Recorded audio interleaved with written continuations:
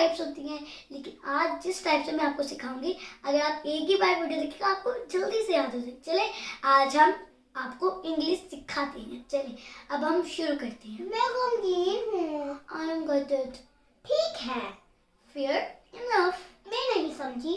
It's beyond me. मुझे नहीं मालूम। I don't know. मैं बेजार हूँ। I am bored stiff. बड़ाई मेहरबानी। Would you mind? इसे छोड़ दो।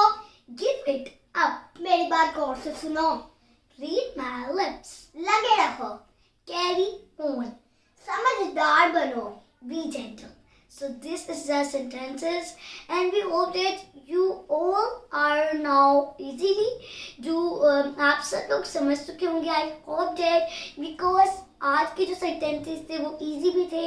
ये जो sentences थे ये हम daily base पे use करते हैं अपनी daily routine में, और we hope that you like them. Okay, so you like them, like, subscribe and share. Okay, let's meet in the next video. Thanks for watching. Bye.